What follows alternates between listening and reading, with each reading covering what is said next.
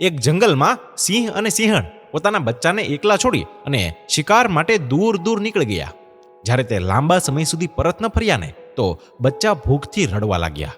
એમાં એ જ વખતે એક બકરી ત્યાં ઘાસ ચરતી ચરતી પહોંચી ગઈ અને સિંહના બચ્ચાને ભૂખથી પીડાતા જોઈ તેને દયા આવી ગઈ.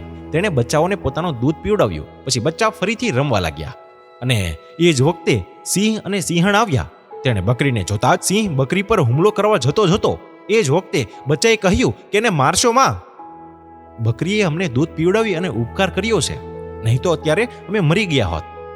પછી સિંહ ખુશ થયો અને આભારની ભાવના સાથે બોલ્યો, અમે તમારો ઉપકાર ક્યારે નહીં ભૂલશું. જાઓ, હવે જંગલમાં મુક્તપણે ફરો અને મજા કરો. હવે બકરી જંગલમાં નિર્ભયતાથી રહેવા લાગી. ક્યારેક તો એ સિંહની પીઠ ઉપર બેસી, ક્યારેક તો એ ઝાડના પાંદડા ખાવા પણ જતી. આ દ્રશ્ય ગરુડે જોયું તો એને આશ્ચર્યચકિત ઘણું થયું. પણ એને બકરી પાસે જઈ અને બકરીને પૂછ્યું ત્યારે તેને ખબર પડી કે ઉપકારનું કેટલું મહત્વ છે. પછી તો ગરુડને લાગ્યું કે લાવને હું પણ એક ઉપકાર કરું. થોડે દૂર ઉંદરના બચ્ચા કાદવમાં ફસાયા હતા. તે બહાર નીકળવાની ઘણી કોશિશ કરતા હતા, પરંતુ બધા જ પ્રયત્નો વ્યર્થ જતા હતા.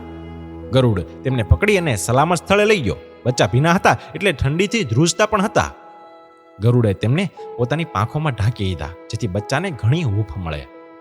થોડા સમય પછી જ્યારે ગરુડ ઉડવા ગયું ને ત્યારે તે ઉડી ન શક્યું, કારણ કે ઉંદરોના બચ્ચાઓએ તેની પાંખ ચાવી ખાધી હતી.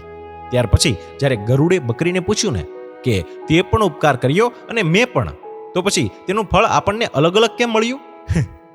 ત્યાર પછી બકરી હસી પડી અને ગંભીરતાથી બોલી કે સિંહો પર ઉપકાર કરાય, ઉંદરો પર નહીં, કારણ કે કાયર ક્યારેય ઉપકાર યાદ રાખતા જ નથી અને બહાદુર ક્યારેય ઉપકાર ભૂલતા નથી.